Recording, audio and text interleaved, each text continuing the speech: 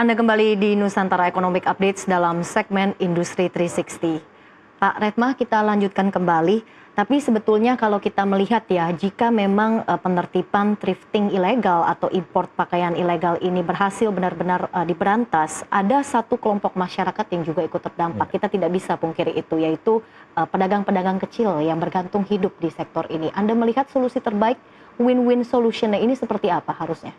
Ya, kemarin juga kita diskus sama teman-teman di Kementerian UMKM gitu. Jadi memang ini kan kita nggak bisa matiin mata pencarian mereka juga. Nah, di sana kita juga sudah mulai untuk diskusi bagaimana produk-produk lokal ini masuk untuk untuk mengisi suplai gitu ya, atau mensubstitusi produk-produk yang mereka biasa jual. Memang tantangannya adalah di modal tentunya ya, karena kalau barang import, barang bekas ilegal itu kan murah gitu, satu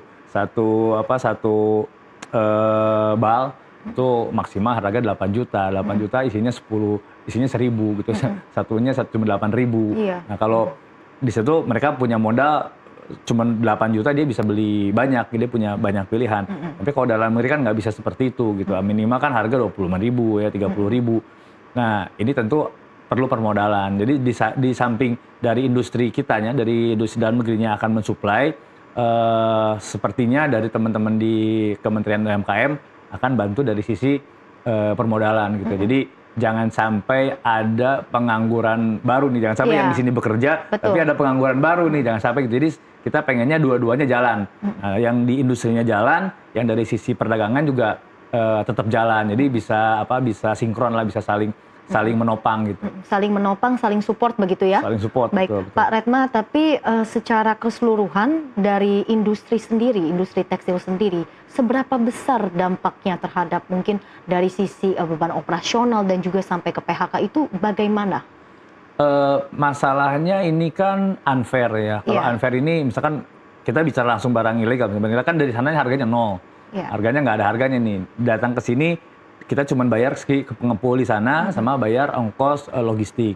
Nyampe sini dia jual karena ilegal, dia nggak bayar pajak. Kalau harus bersaing dengan teman-teman yang banyak produk lokal itu kan teman-teman IKM.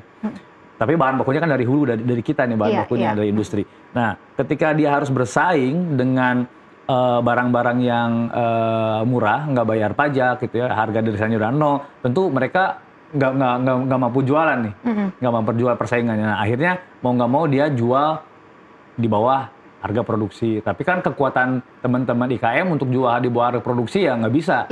Lama-lama habis kekuatannya. Nah, lama-lama banyak yang PHK.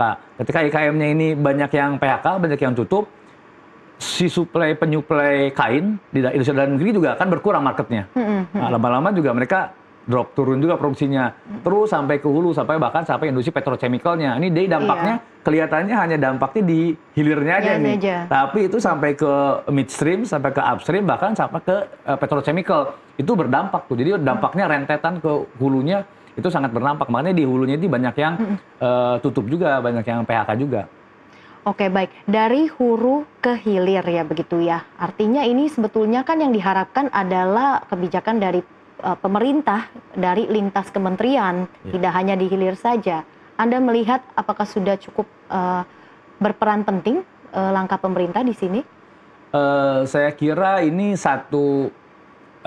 kami harap ini hanya satu, karena selama ini kita kayak yang hampir hopeless nih, hampir putus asa nih, pemerintah nggak ngapa-ngapain, kita udah teriak-teriak tapi nggak ngapa-ngapain. Tapi begitu ada Pak Purbaya melakukan gebrakan, itu kan udah sentimen positif nih, meskipun baru di hilir. Tapi ini yang paling penting, kalau hilirnya dijaga, itu akan ada harapan ya, domino efek ke hulunya, domino efek ke hulunya. Jadi ada harapan baru ketika Pak Purbaya melakukan gebrakan seperti ini. Nah, cuman kan tadi jangan sampai ini hanya gebrakan sesaat, karena yang perlu diperbaiki adalah dari sisi ilegal, prosedur yang bolong, sehingga barang-barang ilegal masuk. Jadi kalau kita cuma fokus barang bekas thrifting ini, sementara yang ininya nggak dibenahi, barang-barang import yang ilegal, nanti yang lain juga akan tetap masuk. Tapi setidaknya ini menjadi sinyal positif untuk industri.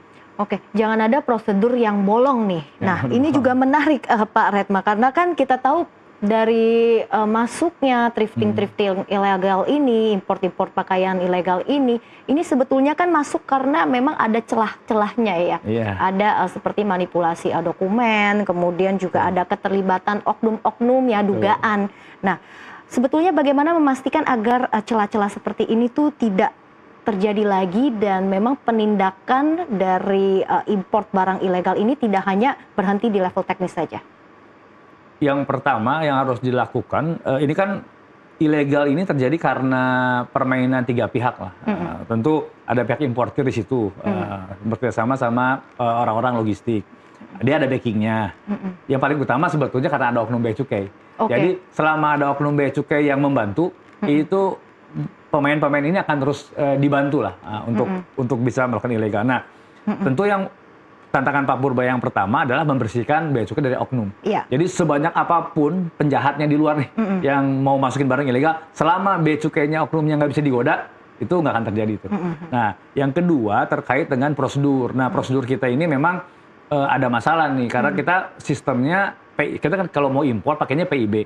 PIB itu rentan yang namanya misdeclare. Jadi dokumen impornya nggak sesuai dengan barang, pelarian HS, macam-macam. Nah, ini juga jadi masalah. Kalau di negara lain kan pakainya pot-to-pot manifest. Kita inline manifest, bikin sendiri nih PIB-nya. Dan itu kalau kerjasama dengan petugas bea cukai, itu nggak diperiksa tuh. Itu di situ celahnya ya? Itu celahnya ada di situ. Dan satu lagi celahnya ada di scanner. Kita ini sistemnya jalur hijau, jalur merah. Yang nentuin orang-orang bea cukai sendiri. Nah, ini jadi masalah nih. Kalau teman-temannya ya masuk jalur hijau semua nih, yang biasa nyuri-nyuri ini loh, jalur hijau semua nih.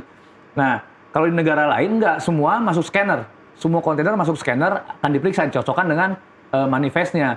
Kalau nggak cocok baru dibuka. Nah, kalau di kita kan yang di scanner kan scanner cuma punya 3. Itu pun kadang-kadang jalan, kadang-kadang nggak.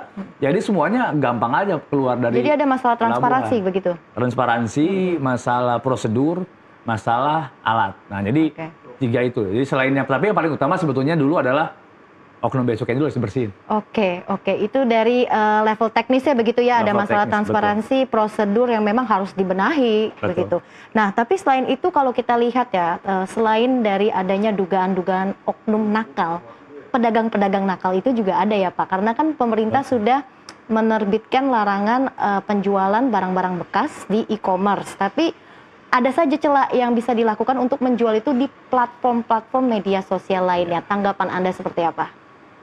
Karena aturannya itu bukan jual barang bekas. Jual pakaian bekas itu boleh, jual. Boleh. Yang nggak boleh itu importnya. Nah, jadi aturannya itu bukan pelarangan menjual pakaian bekas, tapi yang aturan itu melarang importasinya. Jadi memang diimportasinya nih yang. Jadi kalau di platform itu sebetulnya nggak bisa disalahin kalau dia jual. Kan kita nggak tahu itu barang dari import atau tidak. Nah, kecuali bisa membuktikan kalau itu barangnya impor. Nah, kalau begitu bisa membuktikan barangnya impor, berarti itu ilegal. Itu bisa ditindak. Tapi kalau kita nggak bisa membuktikan bahwa itu barang impor, meskipun itu pakaian bekas, itu nggak bisa ditindak. Dengan berbagai adanya perubahan regulasi yang sudah dilakukan pemerintah, Anda melihat adakah regulasi-regulasi existing lainnya yang sebetulnya harus dibenahi lagi oleh pemerintah? Banyak ya sebetulnya. Yang pertama, selain tadi ya prosedur di kepabeanan, terus aturan-aturan barang bawaan dan barang kiriman itu juga saya kira perlu ada perbaikan. Terus juga terkait dengan ini satu lagi yang paling utama adalah penegakan hukum lah. Kayak misalkan aturan label, ini kan Kementerian Perdagangan punya aturan label, tapi penegakan hukum di lapangannya itu nggak pernah tuh ada. Kalau kita lihat seliuran nih bukan hanya pakaian bekas, pakaian-pakaian baru yang masih pakai aksara Cina, masih pakai aksara Korea, itu masih banyak tuh. Secara aturan itu nggak boleh. Tapi kalau itu di lapangan tuh, di pasar. Di pasar begitu ada yang lihat itu, berarti dia bisa ditindak. Tapi kan selama ini nggak pernah ada tindakan. Jadi hal-hal seperti itu masih bisa dilakukan, tentunya untuk satu sih, untuk supaya industri lokalnya bisa bangkit lagi gitu. Harapan Anda Pak Redma dengan adanya mungkin upaya dari penertiban, dari perubahan regulasi ke depan seperti apa prospek industri tekstil? Apalagi booster yang diperlukan? Boosternya sebetulnya cuma satu, market aja. Market. Kalau kita bicara market dunia kan tantangannya agak berat nih. Kita ada perang dagang gitu ya, belum terang tarif gitu kan yang berubah-berubah, selalu berubah.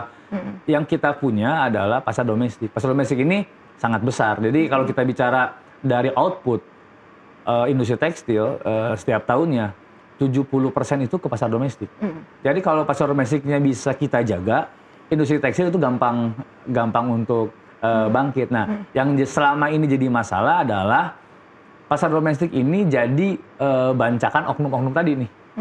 Baik oknum di banyaklah oknum di pemerintah gitu ya, yang sangat-sangat pro impor gitu. Terus juga baik di Kemenperin, di Kemendak, di Kemenkeu, di beberapa instansi gitu. Belum lagi yang mainnya ilegal. Belum lagi ada oknum yang nge-backing gitu ya. Ini selalu jadi masalah. Nah, kami harap satu sih, kalau kita dikasih pasar domestik betul-betul dijaga, industri tekstil bangkitnya gampang. Iya, baik. Nah, dari sisi market kan tadi juga Pak Redma menyebut ya, artinya dari daya beli masyarakat. Sejauh ini insentif-insentif pemerintah yang sudah diberikan untuk bisa mendorong daya beli masyarakat ini, apakah sudah mulai terlihat perbaikannya?